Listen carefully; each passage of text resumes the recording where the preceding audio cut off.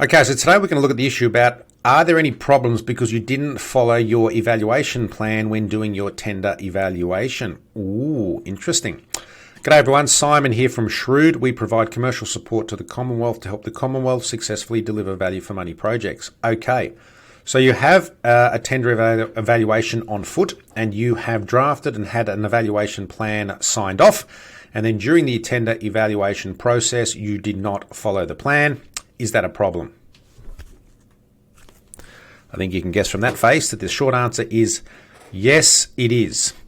The reason being is that the evaluation plan sets out a process that you are going to follow in evaluating all tenders. Now, any deviation from that plan will expose you to criticism from the ANAO. So when you think about it, an evaluation plan is going to set out, it's almost like the contract, and I use that word in inverted commas because it's not a contract, and the Commonwealth usually in its tender documents indicates that a process contract is not created in the terms and conditions of a tender. I'm not sure how effective that is, but anyway, an evaluation plan is just the rules of the game and the rules as to how you're meant to do the evaluation. So any change or deviation away from the rules will expose you to criticism from the ANAO for not following the evaluation plan. And in fact, generally that's what ANAO criticism is all about.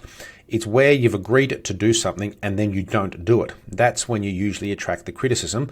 The ANAO doesn't usually criticise what was agreed. In other words, they don't usually comment on the quality or the steps in an evaluation plan, but more they come along and say, okay, you had a plan, good or bad, whatever. You had a plan and you didn't follow it. That's when you get the criticism.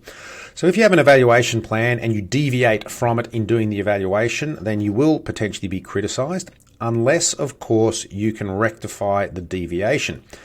Okay, Simon, fancy terminology. How do we do that?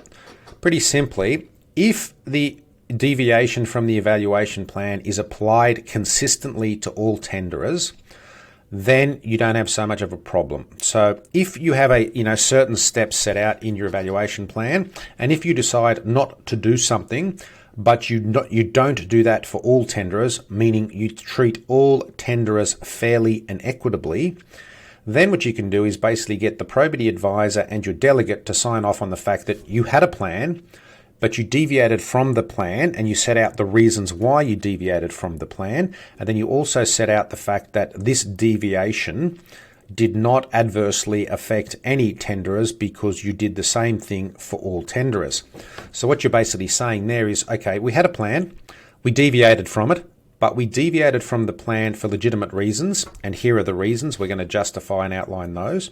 But also, whilst we deviated from the plan for those reasons, we did it fairly across all tenderers, which means no one tenderer is adversely affected by our deviation. And so that way, if you've still maintained that level playing field, and if you've still deviated from the plan for justifiable reasons, then get that recorded and get it signed off by the probity advisor, whether it's internal or external. And then your delegate wants to sign off on it as well because they were the party that was responsible for signing off on the evaluation plan at first instance. And then you should be okay.